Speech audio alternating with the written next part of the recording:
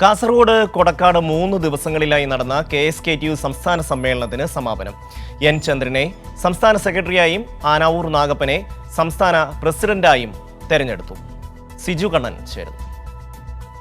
ഷമി, രാജ്യത്തെ കർഷക തൊഴിലാളികൾ നേരിടുന്ന പ്രശ്നങ്ങളും പ്രതിസന്ധികളുമെല്ലാം കാസർഗോഡ് കൊടക്കാട് കഴിഞ്ഞ 3 ദിവസങ്ങളിലായി നടക്കുന്ന KSKTUവിന്റെ സംസ്ഥാന സമ്മേളനത്തിൽ വിശദമായി ചർച്ച ചെയ്തു.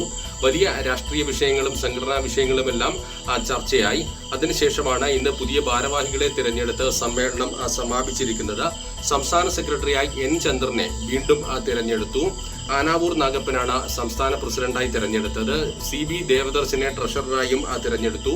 വരുംകാലത്ത് പുതിയ പ്രക്ഷോഭങ്ങൾ ഏറ്റെടുത്ത് നടത്തും. അതോടൊപ്പം തന്നെ കർഷക തൊഴിലാളികളെ സംഘടിപ്പിച്ചുകൊണ്ട് കേന്ദ്ര സർക്കാരിന്റെ കർഷക തൊഴിലാളി വിരുദ്ധ നയങ്ങൾക്കെതിരെ പ്രക്ഷോഭം ശക്തമാക്കുമെന്ന് പുതിയ ഭാരവാഹികൾ അറിയിച്ചിട്ടുണ്ട്.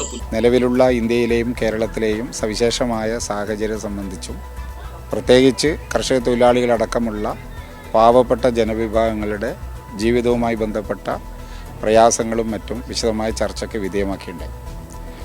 അതിനെ അടിസ്ഥാനപ്പെടുത്തി വലിയ പ്രക്ഷോഭ സമരങ്ങൾ ഉയർത്തിക്കൊണ്ടുവരാനാണ് ഇപ്പോൾ തീരുമാനിച്ചിട്ടുള്ളത്. ഈ പോരാട്ടത്തിനുള്ള ദിശാബോധം പകർന്നുകൊണ്ടാണ് കാസർഗോഡ് കൊടക്കാട് നടന്ന സമ്മേളനം KSKTUവിന്റെ 23ാമത് സംസ്ഥാന സമ്മേളനം സമാപിച്ചിരിക്കുന്നത്. 6 ജോയിന്റ് സെക്രട്ടറിമാരെയും 6 വൈസ് പ്രസിഡന്റുമാരെയും തിരഞ്ഞെടുത്തിട്ടുണ്ട്. അതോടൊപ്പം തന്നെ 23 അംഗ എക്സിക്യൂട്ടീവ് കമ്മിറ്റിയെയും തിരഞ്ഞെടുത്തു.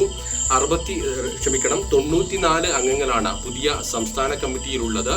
ഈ വയനാട് ദുരന്തത്തിന്റെ പശ്ചാത്തലത്തിൽ പൊതുസമ്മേളനം ഒഴിവാക്കിയിരുന്നു. നേരത്തെ മുഖ്യമന്ത്രി പിണറായി വിജയൻ പങ്കെടുക്കുന്ന പൊതുസമ്മേളനം തീരുമാനിച്ചെങ്കിലും ഈ ദുരന്തത്തിന്റെ പശ്ചാത്തലത്തിൽ പൊതുസമ്മേളനം ഒഴിവാക്കുകയായിരുന്നു. എങ്കിലും ഈ 512 പ്രതിനിധികൾ പങ്കെടുത്ത 3 ദിവസങ്ങളിലായി നടന്ന സംസ്ഥാന സമ്മേളനം വിജയിപ്പിക്കുന്നതിന് വേണ്ടി കാസർഗോഡിന്റെ വിവിധ മേഖലകളിൽ നിന്ന് നിരവധി പേർ കർഷകരും കർഷക തൊഴിലാളികളും എത്തിയിരുന്നു. വലിയ വിജയമായി ഈ സമ്മേളനം കഴിഞ്ഞ 3 ദിവസങ്ങളിലായി കൊടക്കാട് നടന്ന സമ്മേളനം മാറി. ഷമ്മി.